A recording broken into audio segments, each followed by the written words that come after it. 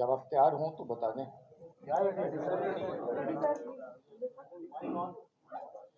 आप लोग फ्रेम में नहीं आ रहे होंगे, जाओ तो इधर पीछे ले आओ कुर्सी, आप भी और ममता भी इस गैप में डालो, दोनों जगह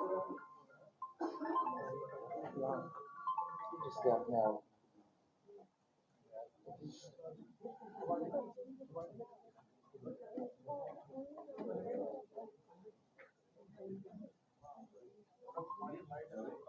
सेंटर में एक इस गैप में आ जाओ, इस गैप और डीएसपी वगैरह ऑफिसर पीछे खड़े हो सकते हैं, जो आपकी टीम के अगर चाहें तो खड़े हो सकते हैं, जो आपकी कोर टीम है।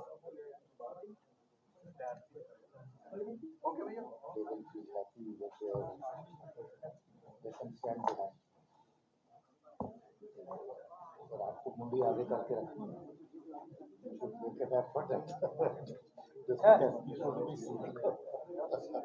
ममता दिख रही है।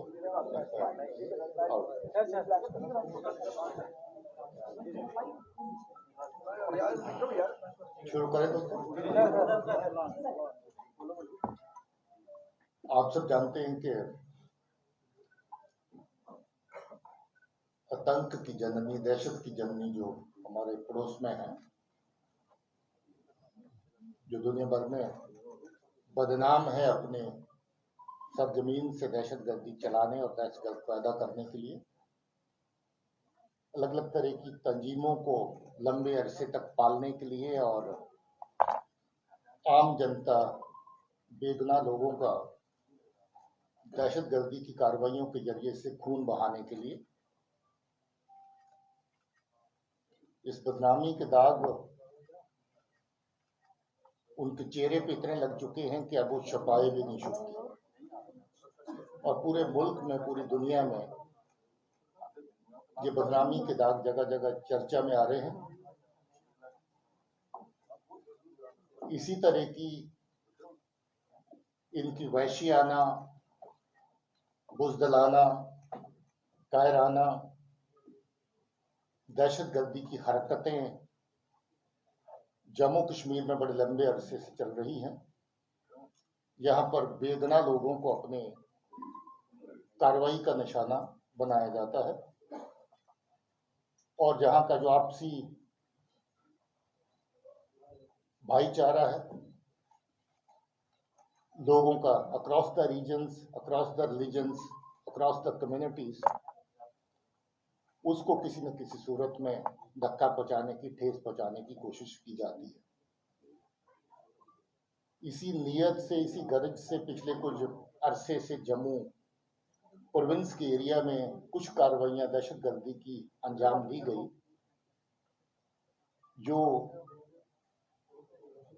बिल्कुल कम्युनल लाइंस पे हैं, सेक्टेरियन लाइंस पे हैं, और साथ ही साथ ये भी मकसद रखती हैं कि जम्मू में दम तोड़ चुकी जो दहशतगर्दी है उसको फिर से किसी तरीके से रिवाइव किया जाए, उसको फिर से जिंदा किया जाए। कल डीआईजी राजौरी पुंछ रेंज ने, जो वहां की पुलिस की एक बड़ी कामयाबी रही, जो आईडीज वहां पर जगह जगह पर लगाने का इनका मंसूबा था, उसको नाकाम किया गया। उसमें 3 लोगों की टुकड़ी जो पार बैठे दहशतगर्दी के आका, उनके इशारों पर राजौरी के एरिया को और कुछ जगहों पे आईडीज लगा के निशाना बनाना चाहती थी। डांगरी के इंसिडेंट के बाद वो पूरे का पूरा ग्रोह पकड़ा गया। उसके बारे में तफसील, डिटेल कल आप लोगों को मिल चुकी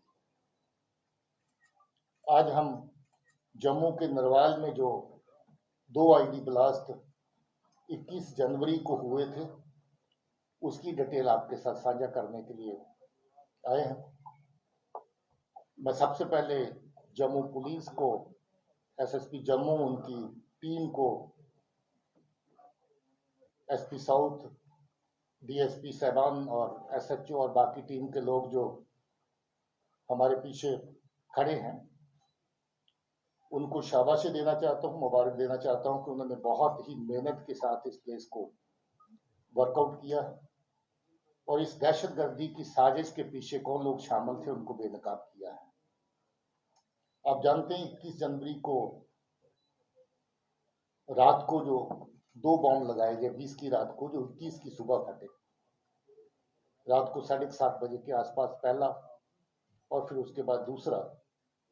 और दोनों आईडीज के बीच में 20 मिनट का वक्फा इस तरीके से रखा गया कि जब पुलिस के लोग, सिक्योरिटी फोर्सेस के लोग वहां पर इमीडिएटली रश करते हैं, पहुंचते हैं, तो उनका बड़े से बड़ा नुकसान किया जा सके।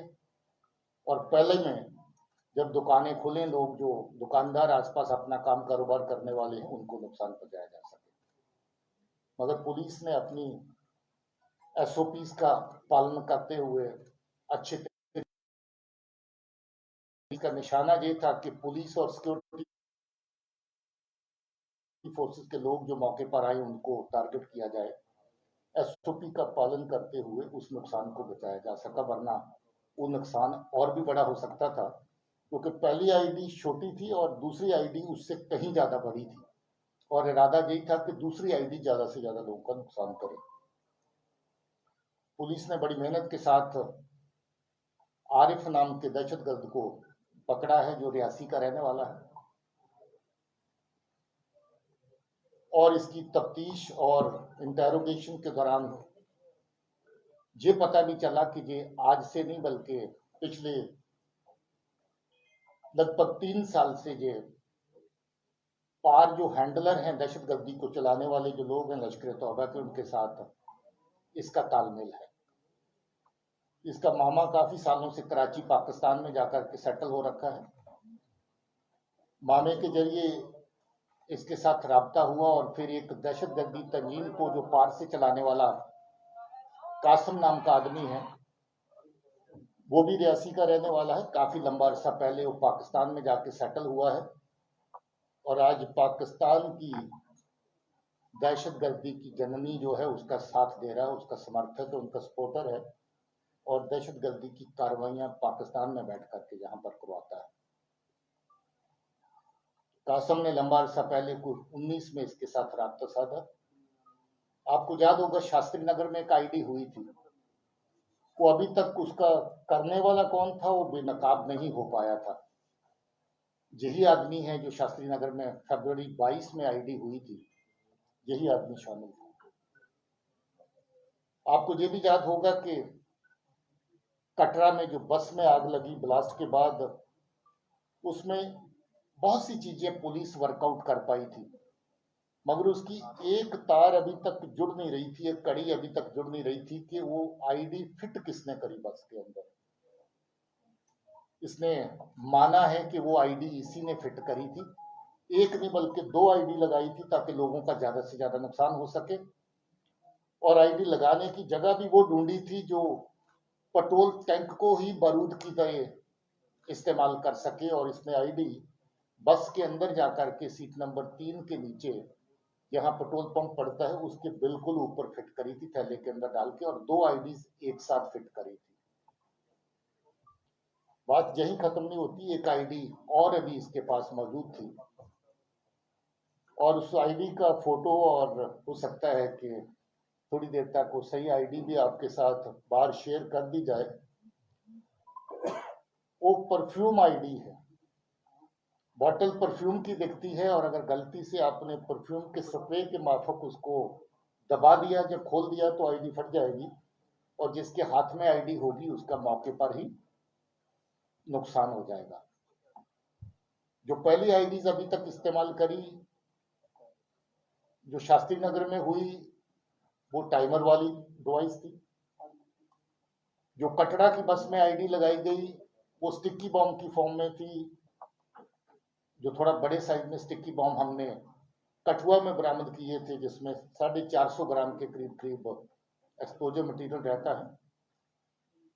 और जो जहां पर लगाई आईडी, एक 750 ग्राम की थी पहली आईडी, और जो दूसरी थी उसका वजन 1 किलो से भी ज्यादा था। टिफन आईडी थी, स्टील टिफन आईडी थी। और जो अभी आईडी पकड़ी है, मैंने आपको बताया कि वो परफ्यूम आईडी की तरह है। यहाँ पर कोशिश है कि जो दहशतगर्दी के आर पार से कार्रवाई होती है, उसमें जो लोग इन्वॉल्व हैं उनके खिलाफ सख्त कार्रवाई हो। तो एक एक दहशतगर्द तंजीम को जिन्होंने दहशतगर्दी की कार्रवाइयों में जहां पर हिस्सा लिया, उनके डोजियर तैयार किए, और उन सब तंजीमों को जो दहशतगर्दी को जहां पर चलाते हैं उनको बैन करने की कार्रवाई गवर्नमेंट ऑफ इंडिया की सतह पर की गई। लगभग 1 दर्जन ऐसी ऑर्गेनाइजेशन हैं जिनको अभी तक बैन किया गया है, जो दहशतगर्दी की कार्रवाइयों में सम्मिलित होने के लिए नोटिफाई किया गया है कि ये दहशतगर्दी चलाने वाली ऑर्गेनाइजेशन है। और ऐसे ही लोग जो इनफरादी तौर पे, इंडिविजुअल तौर पे दहशतगर्दी की कार्रवाइयों में शामिल हैं, 22 के करीब पिछले 2 साल के अंदर ऐसे लोग नोटिफाई किए गए हैं एज टेररिस्ट। वो कार्रवाई भी बराबर जारी है और उस कार्रवाई को भी आगे जिंदा रखा जाएगा।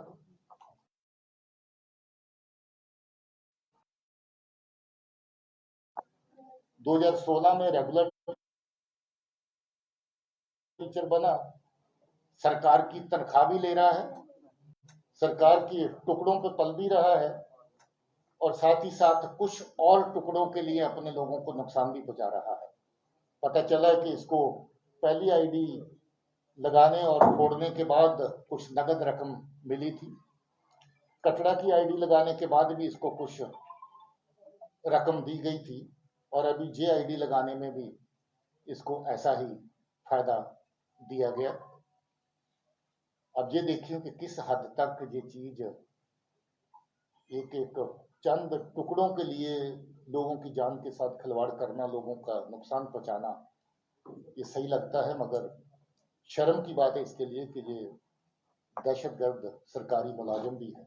अब इसकी मुलाजिमत तो जाएगी, इस केस में भी इसको अंजाम जो है भुगतना पड़ेगा। आज आपको मनाने के लिए हम लोगों ने इस हादसे में जो लोग जख्मी हुए थे उनको भी लाया है, तो आप इस प्रेशर के बाद उनके साथ मुलाकात भी कर सकते हैं कि उनके जज्बात, उनकी फीलिंग क्या है। और हम चाहते भी थे कि उनको जब इंसाफ मिले तो उनको पता चले कि जम्मू कश्मीर पुलिस जो है वो उनके लिए कितनी ये जरूरी था। एडीजी जम्मू है मुकेश साहब, इनको भी मुबारकबाद देना चाहता हूँ, कॉम्प्लीमेंट करना चाहता हूँ।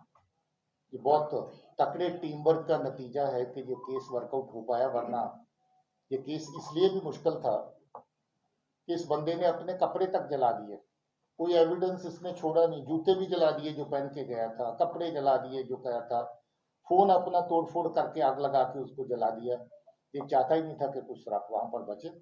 मगर जो जम्मू पुलिस की जो टीम लगी हुई थी उसकी काबिलियत है, उनकी मेहनत है कि उन्होंने छोटे मोटे हर एविडेंस को खंगाल करके, हर छोटी मोटी लीड को आगे बढ़ा करके पहुंचते पहुंचते इस तक पहुंचे और इसको आखिर पकड़ा गया। इस इंसिडेंट के बारे में इतनी ही मालूमात आपके साथ शेयर करनी थी। इसके अलावा आपका कोई सवाल हो तो आप बता सकते। पकड़े गए हैं, गवर्नमेंट एम्प्लॉइज कितने हैं बताया जा रहा है? 2 गवर्नमेंट टीचर में अभी तो एक ही का है।